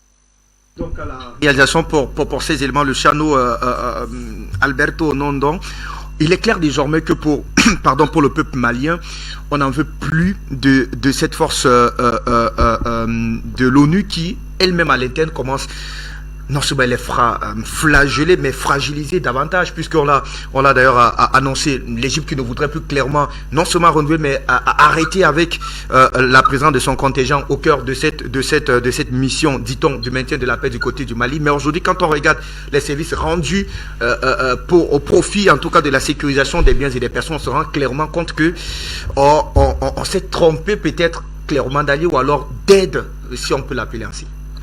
Bien, Fabrice, il faut le dire que la MINUSMA, dirigée par son représentant Olivier Salgado, je pense que, vu déjà les vidéos qui viennent d'être projetées, n'a plus rien à faire donc du côté du Mali. Parce que si nous regardons un peu l'historique, un peu de cette situation, vous verrez que le communiqué de presse du 22 juillet 2022, la MINUSMA condamne les attaques récentes contre les forces armées maliennes. Or, ces forces sont en train de lutter pour son peuple. Le 20 juillet dernier de 2022, la MINUSMA regrette l'expulsion de son porte-parole par le gouvernement malien. Le 5 juillet 2022, il y a eu un incident de mine meurtrier dans le nord du Mali, 2 casques bleus tués et plusieurs blessés. Vous voyez qu'avec tout ce panoplie, la MINUSMA n'a plus le droit de rester du côté du Mali. Tout à l'heure, nous allons revenir peut-être avec notre général qui reviendrait nous expliquer exactement quel est le rôle de la MINUSMA aujourd'hui, donc du côté du Mali. La sécurisation des biens et des personnes. Officiellement, c'est ce qui est annoncé. Mais sauf que, est-ce que même dans cette mission-là, si on la veut clairement basique, c'est-à-dire la sécurisation des Maliens, combien de Maliens ont succombé sous les balles des groupes terroristes? Est-ce que cette mission régalienne a été clairement assurée par la MINUSMA? Même pas, puisque aujourd'hui, nous voyons des problèmes qui en découlent au Mali aujourd'hui. C'est-à-dire que, en effet, c'est une mission multidimensionnelle qui n'a rien à voir avec la mission dont elle doit servir du côté du Mali aujourd'hui. Donc, raison pour laquelle la population malienne se met d'accord pour expulser et pour mettre fin exactement donc, à la MINUSMA. Alors, Docteur Paul Bekima, on a clairement vu le Mali s'opposer au processus, en tout cas, de rotation des groupes et des troupes militaires et policières, donc au sein de la MINUSMA. Aujourd'hui, le porte-parole qui est complètement expulsé, la population qui demande clairement la cessation des activités de la MINUSMA. Est-ce que, en l'état actuel, c'est une c'est une mission multidimensionnelle intégrée des Nations Unies qui est clairement au bord de l'implosion? Oui, mais il faut savoir ce que c'est que la MINUSMA. D'abord, déjà, moi quand je regarde ce qui se passe au Mali avec la manifestation des populations, moi ce que je tire là est la manifestation, n'est-ce pas, d'un éveil de conscience qui est maintenant pratique, qui est visible. Mais la MINUSMA va partir, quelque chose d'autre va venir. Pourquoi? Parce que la MINUSMA est une mission des Nations Unies, elle agit au niveau, on va dire, opérationnel. Mais avant le niveau opérationnel, il y a quand même le niveau stratégique. Donc c'est pour ça qu'il faut déjà examiner ce qu'on va appeler la hiérarchie des enjeux. Parce que si on ne la comprend pas, on sera toujours surpris et on sera dans l'événementiel. Exactement. Qu'est-ce qui se passe? Il faut déjà dire, les Nations Unies, c'est un instrument entre les mains des prédateurs. Les prédateurs sont tous aujourd'hui ce qu'on appelle les pays industrialisés. Revenez là-dessus. Quand on dit industrie, on dit énergie. Donc, le premier enjeu est la sécurisation des sources d'énergie. Le Mali en est une grande source. Voilà le problème du Mali. Le G7, lors de sa dernière réunion, s'est mis pratiquement en état de guerre. C'est pour ça que vous avez vu les États-Unis faire apprécier leur monnaie par rapport à l'euro pour aider ses partenaires européens à survivre dans ce qu'on appelle la crise économique due à justement la guerre en Ukraine. Oui, la guerre en Ukraine crée des problèmes au niveau de l'énergie, le gaz et le pétrole. Le Mali a le pétrole. La France qui était, je vais revenir à la France, qui lui est un intermédiaire. C'est un intermédiaire. La France n'est pas un très très grand acteur. Elle s'agite parce que elle-même est en train de jouer sa propre survie. La France était un géant du nucléaire, dit-on. Vous avez vu qu'on a refait Areva, qui est devenu maintenant au Renault, mais il court de déficit. Cette entreprise court de déficit en déficit. Et la France a signé beaucoup d'engagements avec beaucoup de pays. Elle était l'un des principaux fournisseurs d'uranium, que ce soit à l'Allemagne, et elle a même signé un très grand contrat avec la Chine. Mais il se trouve que dans le monde de l'uranium, il y a Rosatom qui est russe, qui est extrêmement puissant. Et Rosatom a racheté une bonne partie de l'uranium américain. Et les Américains, de leur côté, ont racheté Alstom, dont la France bat de l'aile. C'est même l'une des raisons pour lesquelles vous allez voir le président français essayer de venir se débattre au niveau, et il a même un voyage qui est prévu pour le Cameroun. C'est les enjeux, et la France n'a plus rien à offrir. Donc, le monde occidental avait dominé l'énergie pendant longtemps parce que c'était le monde qui était l'essentiel de l'industrialisation. Vous avez vu qu'il y a la montée de la Chine, il y a la montée de l'Inde, il y a la montée de tout le monde, dont il y a maintenant de très grands enjeux de contrôle. Quand les Nations Unies votent une résolution comme celle du Congrès américain. Pardon? Celle du Congrès américain? Non, je parle des Nations Unies. Des Nations Unies, oui. Cette mission qui a apporté la résolution, qui a porté cette résolution. Je vous pose la question, c'est la France qui a porté la résolution. Oui. Pour renouveler le mandat de la MINUSMA. La MINUSMA, même au départ. Pourquoi c'est la France? Parce qu'il y a, Dr Yam le sait, les contrats futurs, les contrats forward, beaucoup de contrats que la France a signés par rapport à l'uranium parce qu'elle pensait qu'elle contrôlait toutes les sources. Elle a, vidé l'uranium gabonais et centrafricain. Après la bondie sur l'uranium nigérien, elle était très sûre que l'uranium malien sera là pour elle. Maintenant, cet uranium n'est pas là. Vous croyez que tout ce qu'on va faire et tourner, la France ne va pas s'avouer vaincue au sein déjà de ses partenaires parce que le cas échéant, ses partenaires vont l'écarter. Tout à fait. Mais même si la France est écartée, les autres partenaires, les États-Unis, ne vont pas se croiser les bras. Vous avez vu l'humiliation qu'a subi le président Biden en Arabie Saoudite. Si. Donc les sources des hydrocarbures ne sont pas assurées. Tout à fait.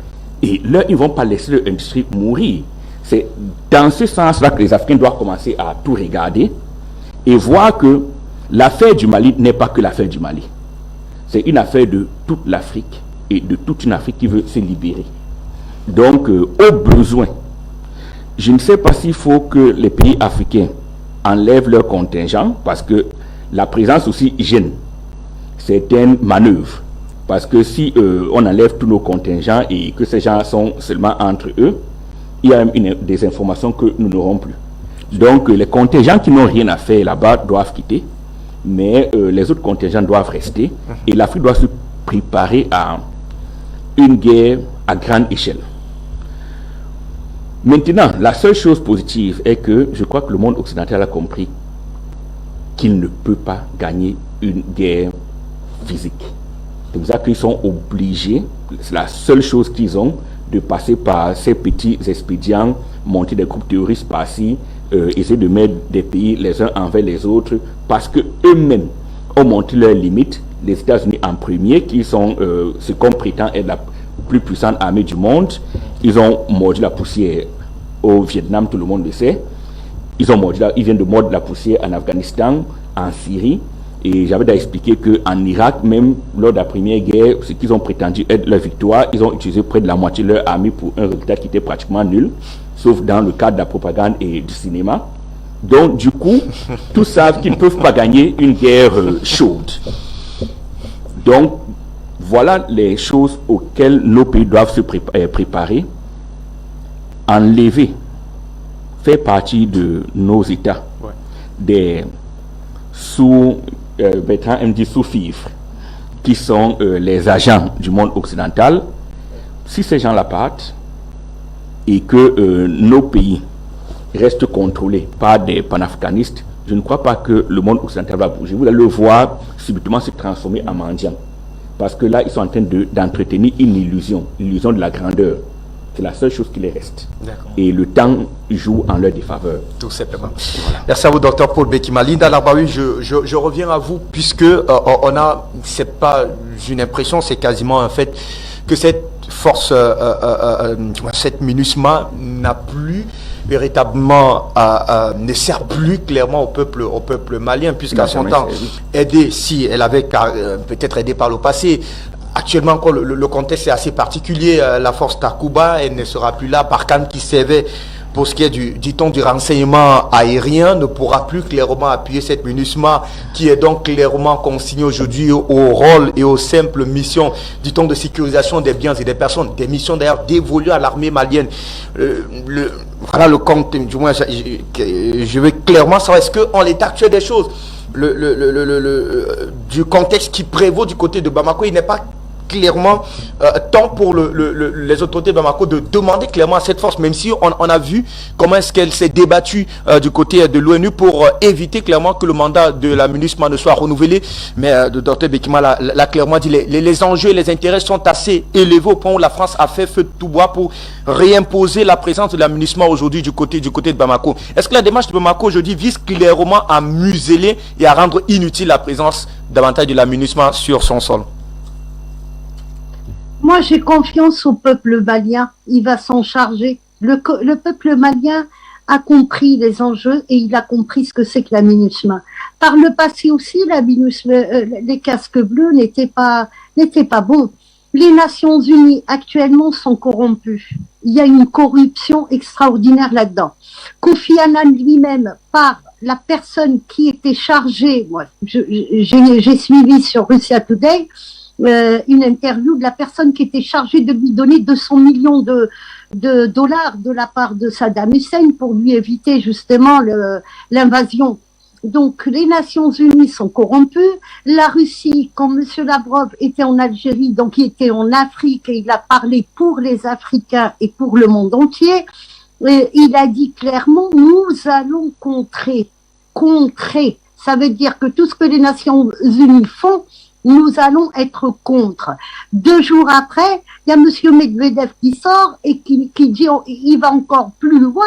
Il dit, nous allons décortiquer et défaire les Nations Unies. C'est quoi la MINUSMA?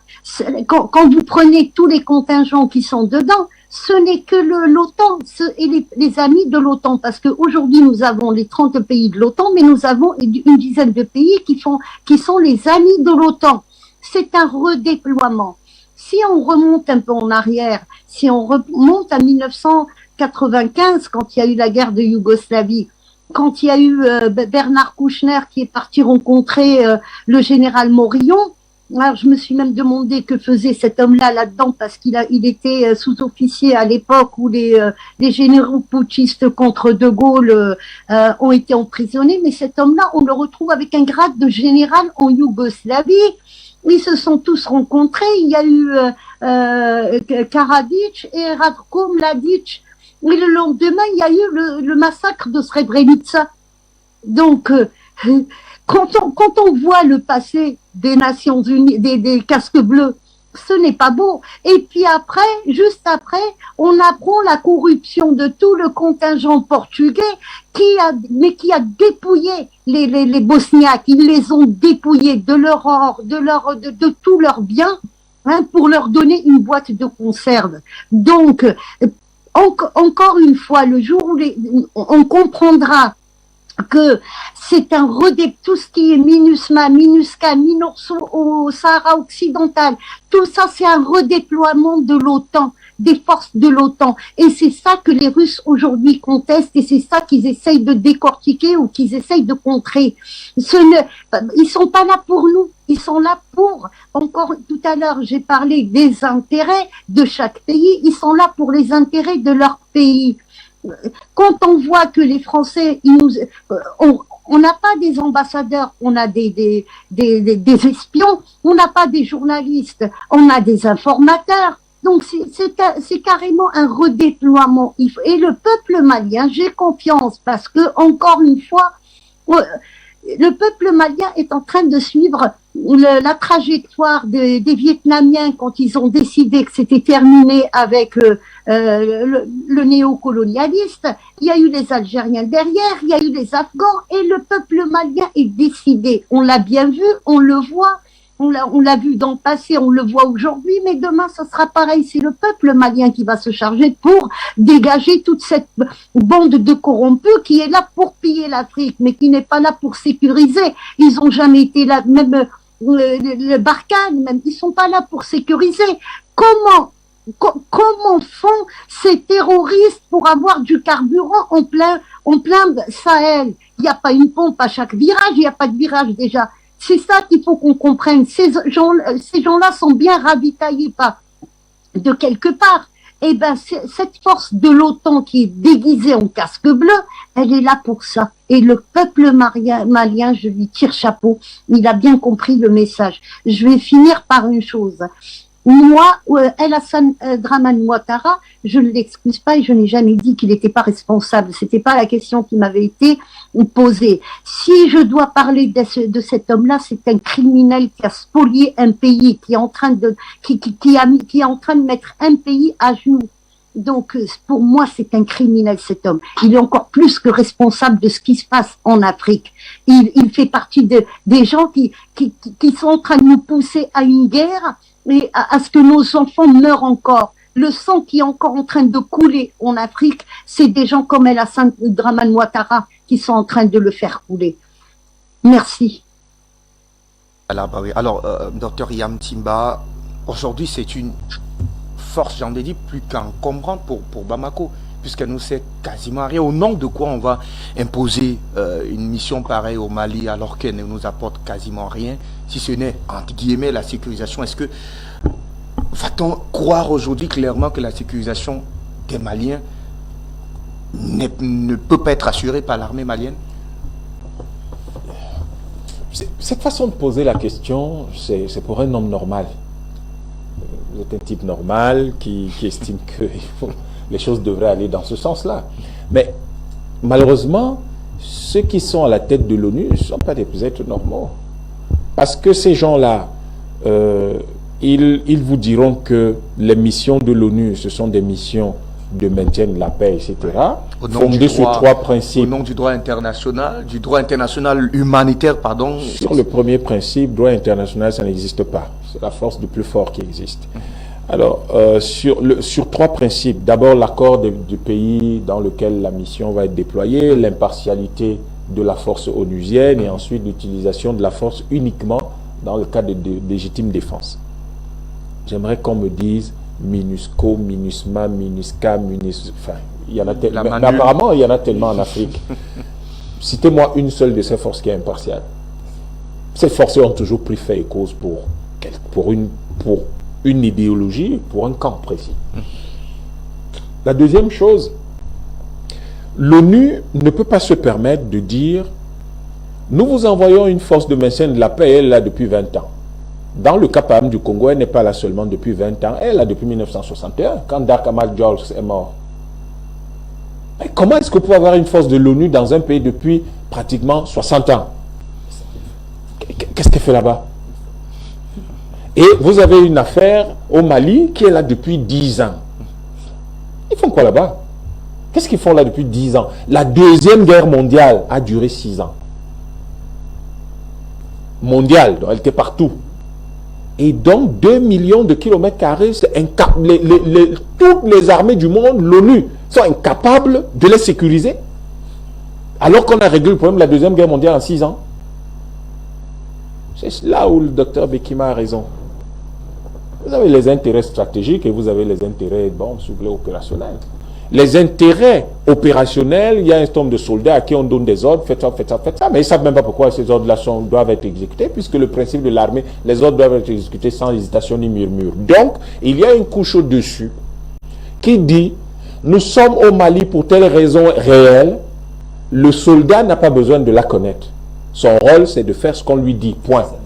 Et comme ce soldat, très souvent, il vient du Pakistan, du Bangladesh, du Tchad. Et donc, il est très loin des réalités du pays dans lequel il a... Même pas, son problème, c'est pas qu'il est très loin des réalités. Son problème, c'est qu'il gagne 2 francs. Et quand il arrive là-bas, il commence à gagner un peu d'argent. Et sa famille commence à ressentir la différence entre sa situation d'avant et la situation actuelle où il est au Mali. Alors, il fait ce qu'on lui demande. Parce qu'il va vous dire, messieurs, je sais d'où je viens. Il n'y a pas de lumière chez moi, il n'y a pas d'eau courante.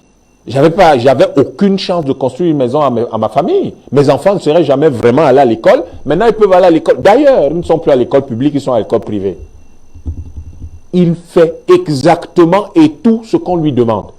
Donc, la MINUSMA, ce n'est pas du tout, de toutes les façons, compte tenu du petit historique qu'on a dressé, ce n'est pas une force de maintien de la paix, c'est une force d'occupation du bloc otaniste, du bloc de l'OTAN. C'est ça au Mali de toute façon. Ce que nous percevons aujourd'hui des missions de la MINUSMA, c'est que c'est des centrales de renseignement. Clairement.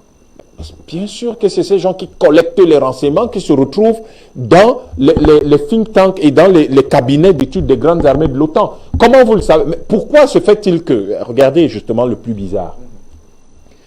L'essentiel des missions des Nations Unies, c'est en Afrique. Le pays européen de l'OTAN qui a le plus d'intérêt en Afrique, c'est la France. Et bizarrement, le secrétaire général adjoint des Nations Unies en charge des opérations de maintien de la paix est français. Vous comprenez donc le lien avec M. Salgado. Vous comprenez maintenant le lien. Alors, donc, quand vous établissez ce type de lien, vous commencez à vous dire, comme le ministre Diop, je ne comprends pas très bien évoquer la présence de la MINUSMA au Mali. Absolument. Et donc, in fine, nous sommes dans une situation où, de toutes les façons, ce n'est pas le président Goïta qui l'a demandé de partir, encore moins le ministre Diop. ni le Premier ministre Choguel Maïga. Le peuple s'est levé et on l'a vu. Amenaka dit partez, rentrez chez vous. C'est l'idée de la reprise de l'initiative historique de l'Afrique. Quand le petit Sawad Dogo tire sur un drone français, ce n'est pas... Ce bonhomme n'a reçu aucun ordre. Personne ne lui a dit qu'il fallait tirer sur ce drone, mais ce drone représentait pour lui quelque chose qui bride son avenir et l'empêche de vivre dans un monde qui est le sien et dont il devrait avoir le total contrôle, mais qu'il a échappé à ses parents et qui se trouve aujourd'hui contrôlé par d'autres. Donc, je peux vous dire une chose. Si vous prenez le milliard de dollars qu'on donne à la MINUSMA et que vous en dotez les forces armées maliennes, il n'y aura plus de terrorisme là-bas. Mais le problème, c'est que ce qui justifie l'existence de la MINUSMA, c'est le fait qu'il y ait des gens qu'on appelle des terroristes, qui sont des mercenaires, qui sont payés et formés par qui on sait. Donc, vous avez une corrélation entre l'incapacité de la MINUSMA et sa mollesse et son inefficacité condamnable, coupable même, et les complices. C'est pour ça que c'est coupable, merci. Complice, c'est ça le terme que je cherchais d'ailleurs. Quand j'ai dit condamnable, c'est ça son inefficacité. Et cela est donc corrélé à l'efficacité des mercenaires qui attaquent le Mali. Mais qu'est-ce que l'ONU trouve de moral à mettre en danger la vie d'un Bangladeshi, d'un soldat du Bangladesh, au Mali, alors que l'ONU aurait tout simplement, de manière plutôt éthique, donné les moyens à l'armée malienne pour mettre de l'ordre. Ce qui serait plus compréhensible, plus logique. Ouais. Donc, voyez-moi, ce qui se passe là, on est en train de parler du départ des casques bleus. Mais il ne s'agit pas du départ des casques bleus. Il faut voir derrière, ce n'est qu'un symbole. C'est le départ de l'Occident de l'Afrique. Merci à vous. Docteur Yam Timba. Allez, Bertrand, on va rapidement vous prendre pour le mot autour de ce fait d'actualité donc lié à ces manifestations de Ménaka. Et Docteur Yam Timba l'a clairement dit, là ce n'est plus un discours de M. Choguel, encore moins celui, je ne sais qui, du côté de Bamako. C'est la population qui dit on en veut plus clairement. Alors, tel que c'est parti, est-ce qu'il reste quasiment, je crois, 10 mois à cette mission intégrée des Nations Unies sur le sol malais? C'est 10 mois purement d'enfer. C'est 10 mois d'enfer. Sauf qu'il faut savoir quelle est la mission de la MINUSMA. Quand on a voté au Conseil de sécurité, je rappelle que la résolution qui apporte la prorogation de la MINUSMA a été portée par la France. Mais 2 pays se sont abstenus. La Russie et la Chine se sont abstenus. On peut considérer que le gouvernement malien a été contre la prorogation. Mais c'était quoi les missions de la MINUSMA? La première mission stratégique de la MINUSMA, c'est accompagner l'accord de paix de 2015. L'accord d'Alger. Il y a certains au Mali pour qui l'accord d'Alger n'est plus négociable. Il y a certains au Mali qui interprètent l'accord d'Alger comme une indépendance pour eux. Le gouvernement malien explique que certaines parties de l'accord sont acceptables, d'autres peuvent être négociées. La MINUSMA est là pour sécuriser ça. C'est sérieux. Voilà les affaires africains. Voilà africains. Donc il n'y a rien de mission de stabilisation. C'est-à-dire, c'est un instrument politique. C'est-à-dire, la MINUSMA est là dans la vie politique. La deuxième mission stratégique, c'était quoi? C'était le retour de l'autorité de l'État et soutenir les grandes réformes, la décentralisation, le développement du Nord. On parle toujours des missions de la MINUSMA. Non, je parle des missions de la MINUSMA. Les missions de la MINUSMA. On vous vote la MINUSMA, vous ne lisez pas la résolution africaine. Vous restez là, non, la MINUSMA. Non, mais les petits qui vont lutter là, voilà les vrais patriotes. Personne n'a lu la mission. C'est la mission. Or, qui était parrain des accords d'Alger? C'est la France qui était parrain des accords d'Alger. Moi, monsieur Tatinda, je prends sur moi. C'est pour ça que je dis, je ne suis pas un chef d'État. Vraiment, laissez-moi parler comme je suis. Supportez-moi comme ça. Vraiment, moi, j'avais expliqué qu'il fallait déchirer, jeter à la poubelle les accords d'Alger. Jeter à la poubelle. même s'il faille réécrire ces accords d'Alger, mais déchirer ce qui avait été négocié à Algérie. Même s'il faille réécrire la même chose à Bamako, c'est-à-dire on réécrit la même chose. Ben, la MINUSMA est là pour ça. À partir du moment où le gouvernement malien estime, et les Maliens estiment que l'affaire là, dans tous ces aspects, c'est pas bien. Mais la MINUSMA te dit, moi j'ai une résolution qui non seulement me demande que toi, gouvernement, tu respectes les droits de l'homme, mais tu dois respecter cet accord. Ou une mission de stabilisation. Voilà le cœur du problème de la MINUSMA pour moi. Voilà le cœur du problème. Ça n'a rien à voir. Donc c'est acteur politique. C'est pour ça que la MINUSMA va s'ingérer, même dans les élections. La résolution explique qu'il sécurise les élections. Quand tu sécurises les élections, tu as ton mot à dire sur ce qui se passe. Ne soyez pas surpris que la MINUSMA vous fasse ce qui a été fait en Côte d'Ivoire. C'est pas un Choy caché à l'hôtel du Golfe qui a dit qu'il y a réelle élection en Côte d'Ivoire, qui a mis le pays à feu à sang. Qu'est-ce qui vous dit que le responsable de la MINUSMA au Mali, lors des élections, présidentielles surtout, le reste des élections là c'est pas important, ne va s'asseoir dans une chambre de l'ambassadeur de France et dit pour moi, conseil de sécurité, patron de la MINUSMA, c'est elle qui a gagné l'élection. Mais c'est pour ça que pour nous, mais vraiment, la prorogation de la MINUSMA, et vous savez même ce qui a failli avoir lieu, c'est que la France chassée du Mali assure les missions de couverture aérienne. Il a fallu que le ministre Diop explique que pour nous, ça sera aller à la guerre. Nous irons à la guerre. Nous irons à la guerre. La France porte la résolution, elle est chassée du Mali, mais elle explique que ma force Barkhane aérienne va assurer les missions aériennes. La MINUSMA n'a rien à voir de lutte contre le terrorisme. Oh, moi, naïf, mais je croyais que la MINUSMA était là pour aider le Mali à se sécuriser, à se stabiliser sur le plan sécuritaire. Vous voyez donc que non. La MINUSMA est là pour résoudre les problèmes et avoir son mot à dire sur les problèmes politiques comme problèmes politiques. Voilà pourquoi la Russie et la Chine se sont abstenus. Parce que la Russie et la Chine ont estimé que vient chercher respect des droits de l'homme dans une mission de stabilisation portée par les militaires. Les militaires vont à la guerre. La mission d'un militaire, c'est sécuriser le pays, aller à la guerre. Il y a une guerre contre le terrorisme en Algérie. Il n'y a pas une mission onusienne. Il n'y a pas une mission de stabilisation en Algérie. Parce que les militaires algériens ont expliqué que apporter les chiffons là ici, vous verrez. Moi à l'époque j'étais étudiant en France. Il y avait des débats au sein de la classe politique française de dire qu'il faudrait peut-être une mission de stabilisation. Parce qu'on portait les mêmes mots aux Algériens. Ouais, le gouvernement massacre, le gouvernement ne fait pas de distinguo entre les terroristes et la population. Parce que la France voulait porter une mission onusienne établie. Vous savez, dès qu'il y a une mission onusienne, mais on bride une partie de votre souveraineté. Voilà ça qui est bridé. Et c'était la raison de la Chine. Et dit que mais il y a des notions intrusives là sur ce qui concerne la vie politique malienne. Donc c'est pas au Conseil de sécurité ici de venir décider de la notion de respect des droits de l'homme. Voilà pourquoi M. Diop expliquait que la notion de respect des droits de l'homme, c'est-à-dire que c'est le Mali à la limite qui invente ce qu'on appelle le respect des droits de l'homme. Voilà la portée forte du discours de M. Diop. Mais ce n'était pas un vote avec droit de veto.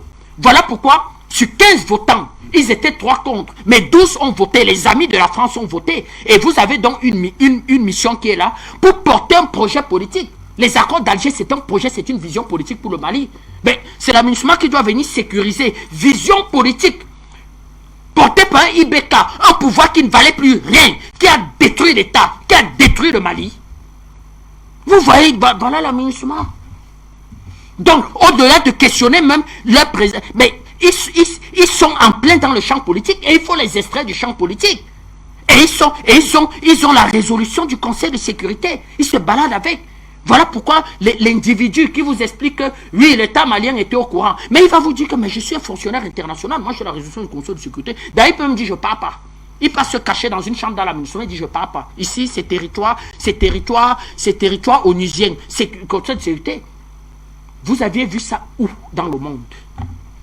À part dans le continent africain. Vous avez vu ça.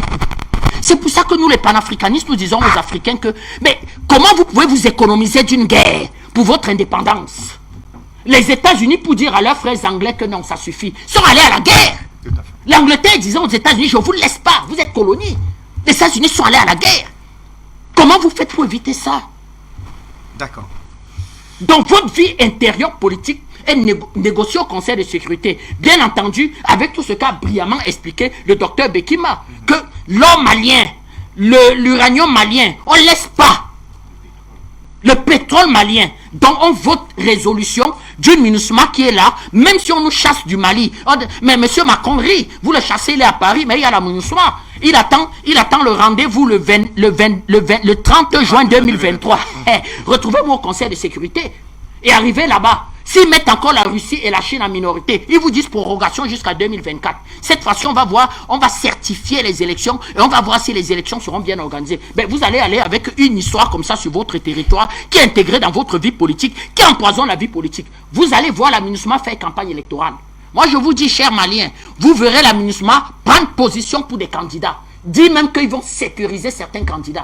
C'est pour ça que je dis que le Mali, oui, c'est bien, mais le Mali n'est pas à la fin de ses problèmes avec cette histoire-là. D'accord. Donc vous voyez, les plus patriotes sont donc ces enfants qui semblent avoir compris le fond de l'affaire, comme l'explique mon frère Yam Timba, qui disent que il vaut mieux que ces voitures passent sur nos corps, parce qu'ils doivent partir.